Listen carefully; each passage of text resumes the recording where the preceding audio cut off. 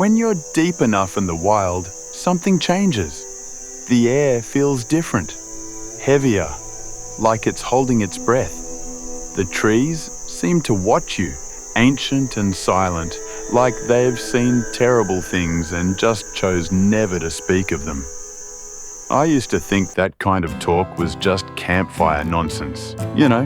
Stories made up to scare tourists or keep people from wandering too far off the trail. But then came that weekend in the Sierra Nevada, just me, my pack, and miles of unmarked wilderness. I wasn't looking for trouble. I just wanted some quiet, a break from the noise. But what I found out there, I still can't explain it. Something found me, and now I understand why the locals never camp alone. Because after what happened, what I saw out there, I don't think I ever will again. It was late September, that perfect window when summer's warmth still lingers during the day. But the nights start to bite just enough to remind you that winter isn't far off. I'd decided to take a solo backpacking trip into the High Sierra, a personal ritual of sorts. I'd done dozens of hikes like this before, some even longer, some more remote. Being alone out there wasn't new to me. In fact, I craved it. There's something sacred about being unplugged, unreachable, just a speck moving through the vastness of nature. My plan was simple. 3 nights out in the wilderness, off-grid, just me and the trail. No cell signal, no emails, no traffic sounds or human voices. Only the crunch of my boots on packed dirt, the rhythmic rustling of my pack straps, and the soft hush of wind threading through towering pines. I wanted to hear myself think. Or maybe I wanted to hear nothing at all. By the time the first day came to a close, I'd covered over 12 miles of rugged trail, some uphill grinds, some long stretches of quiet meadow that seemed to melt into the horizon. I finally found a quiet spot to make camp nestled between 2 long, sweeping ridges.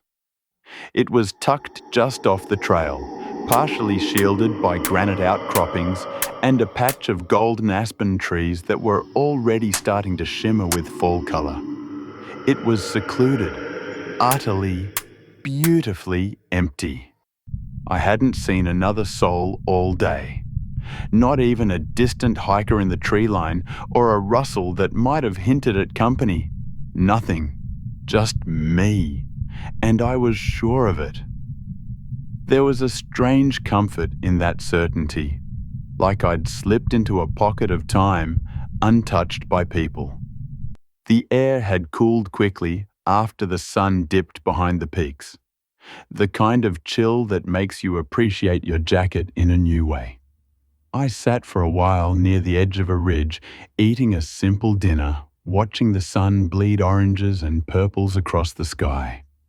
The wind barely stirred, as if even it was holding its breath. And the silence. It wasn't just quiet.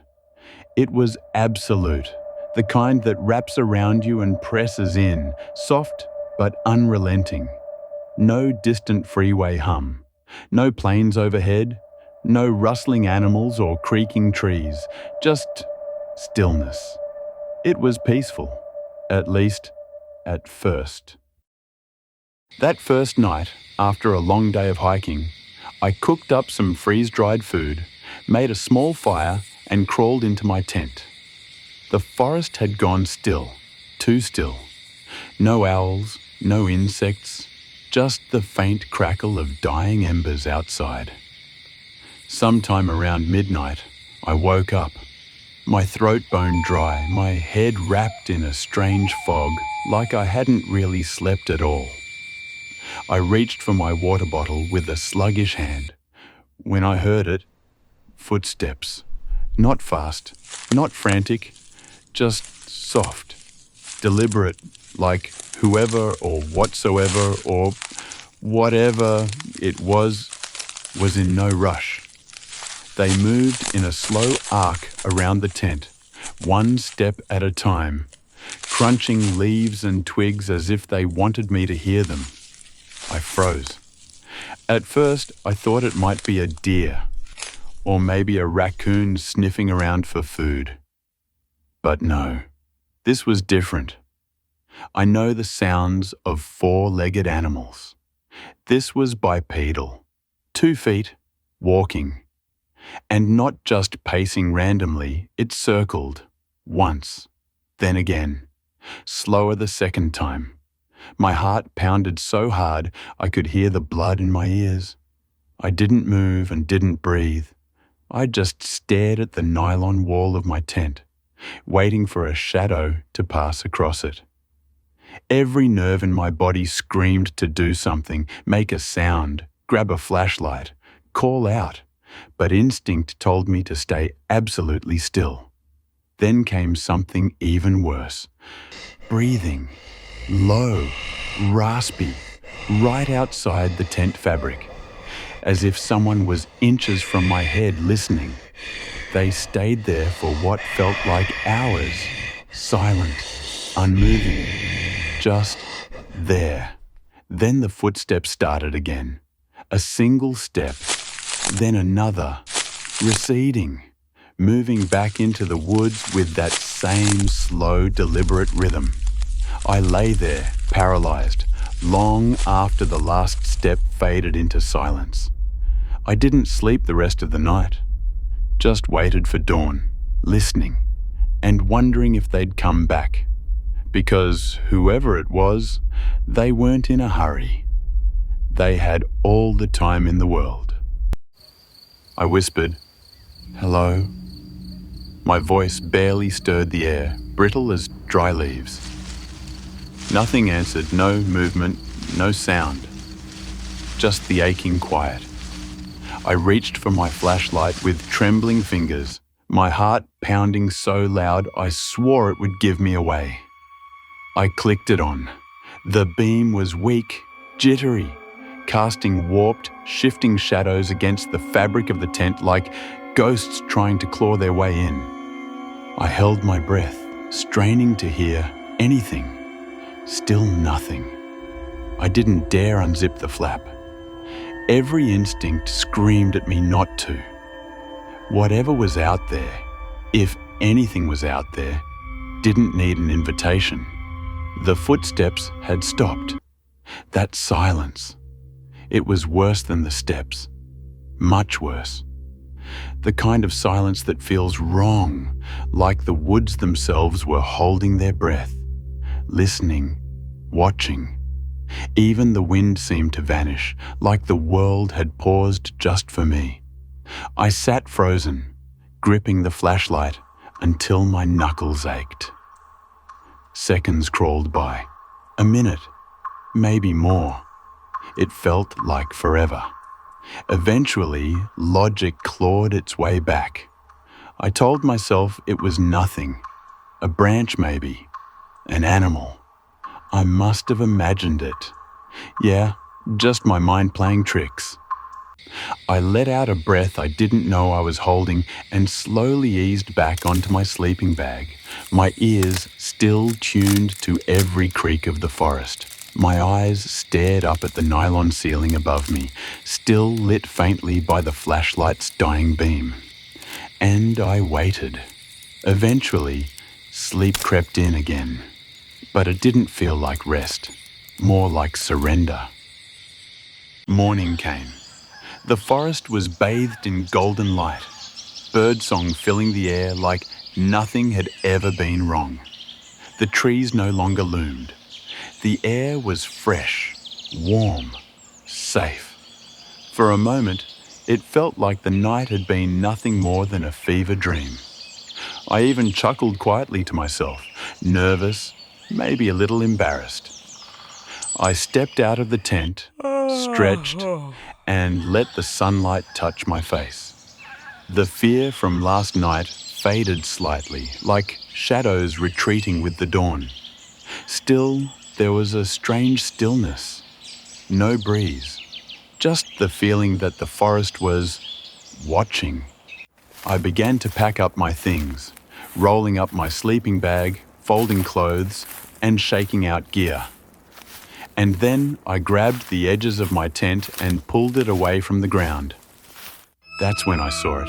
I froze. Everything inside me turned cold.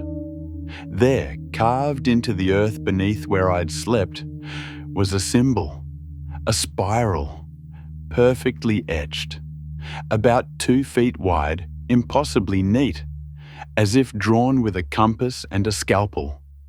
I dropped the tent canvas from my hands. My breath caught in my throat. It wasn't there last night. It couldn't have been. I'd swept the ground before pitching the tent. I always do. And yet, the soil was undisturbed. No signs of the tent being lifted or shifted. No smudges, no boot prints. Just that flawless spiral, like it had been waiting there all along. Or worse, like someone had come, sometime in the dead of night, and carved it with surgical precision, right beneath me, and then, carefully, silently, replaced the tent, without a sound, without a trace. My heart was pounding now. I stared at the spiral, suddenly aware of how quiet the forest had become again. The birds had stopped singing. And in that stillness, one terrifying thought clawed its way to the front of my mind. Someone had been here, not just nearby, not watching from the shadows. They had been right beneath me. I don't know exactly when it started, but at some point during the night, I felt eyes on me. Not the kind you imagine when you're alone in the woods. No, this was different. Heavier, ancient. The forest had changed. The stillness was gone. It felt aware, like it had woken up, and I was the reason why. A chill ran down my spine. The air felt wrong, charged, almost electric. I didn't even bother with breakfast. I packed up faster than I ever have before. My fingers trembled with every zip and buckle. I just knew. I knew. I had to get out. No breaks, no water stops, just 10 miles of hiking with my heart thudding in my ears and the relentless sensation of being watched. Every few minutes, I glanced over my shoulder, half expecting something or someone to be there. But the trail remained empty. Still, I never stopped moving. By the time I reached the ranger station, I was soaked in sweat, out of breath, and probably looked half crazed. An older ranger was behind the desk, flipping through some paperwork. He looked up, eyes squinting slightly as he took in my condition. Rough night? I gave a shaky laugh and nodded. Told him what I could.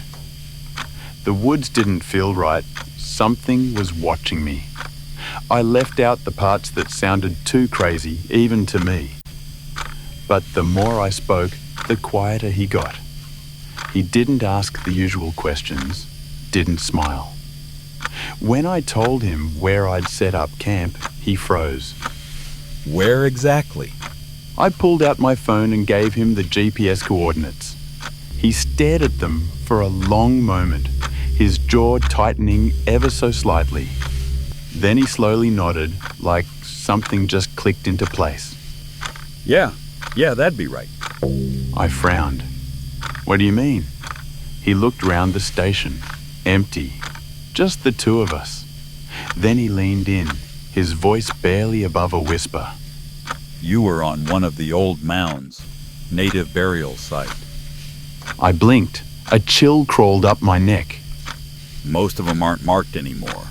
Forest Service doesn't list them, but the locals, we know, and we know better than to camp near them. His eyes met mine, flat, serious. People say those places don't like being disturbed. He leaned back in his chair, exhaling through his nose. Then, almost to himself, You're lucky you left before dark. I didn't ask what he meant. I didn't want to know. But the way he said it, It stuck with me. Some folks don't. I've looked up the spiral since then. It's not just some random shape carved into the trees.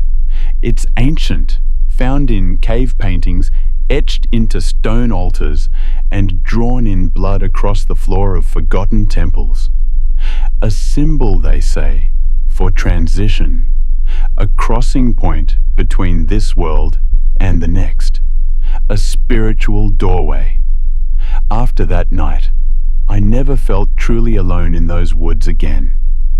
Even in the stillness of broad daylight, there's something, a weight in the air, like the trees themselves are holding their breath. And at night, sometimes, when I camp, I still wake up around the same time, 2:13 a.m., like clockwork. I don't know why, I just do. And when I do, I don't move, I don't breathe loudly, I listen.